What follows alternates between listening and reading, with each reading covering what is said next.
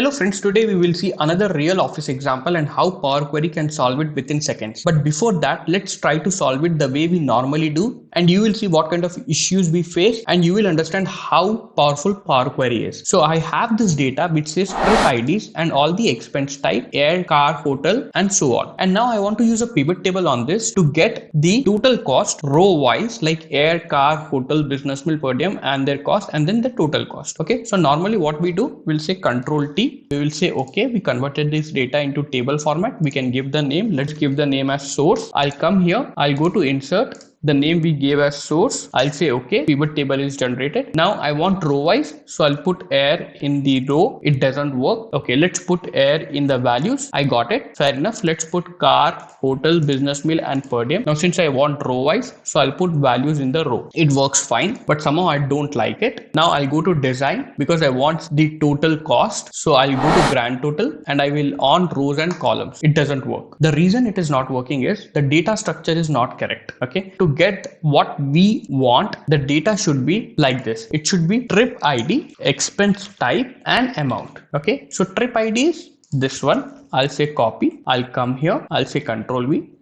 and air is the expense type.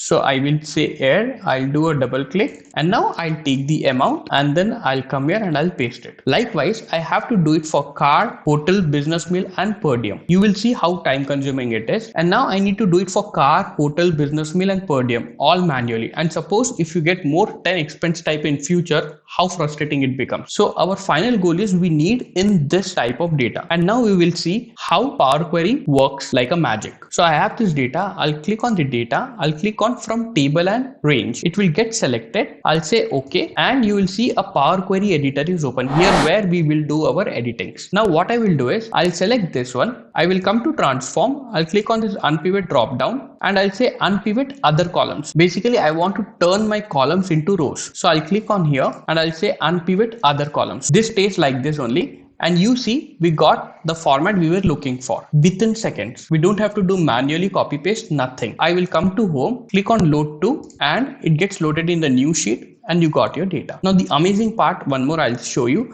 You see here 15,000 rows are loaded. Okay, now I'll come to sheet 1. Suppose in future you got another one, say meals. Okay, and let's take the same data points. I'll come to table. This 15,000 you will see, I'll say data refresh. This 15,000 became 18,000. It got automatically loaded, and you see we got meals also for every trip ID. This is how easy it is. And I want to show you another way also. Now let's double click on this. So Power Query editor page will open. How I opened it, I came on to queries and connections and do a double click. Power Query editor page is open now. Okay, now let's remove this unpivoted other columns. This time I will select all the expense type, go to transform, click this unpivot column, and in this I'll say unpivot only selected columns. Okay, when I do this, it works fine. I'll come to home, I'll say close. It worked fine. It again refresh, 18,000 rows are loaded. Now suppose I had another expense type, say office supplies, and I'll copy the data points. I'll come to the table 3. I'll do a refresh. Let's see if it works or not. It doesn't work. Why it didn't work? Because we said unpivot only the selected columns. Okay, in future office supply was added, but that was not selected, and that is the reason it didn't turn our data from columns to rows for that particular office supplies. So in this case we will use unpivot other columns. So in future, whenever a new data type is added, whenever a new expense type is added, since we have not selected that, so it performed the same thing which it did for the others which were not selected. I hope you got this. If you like it, please share and subscribe, and thank you so much.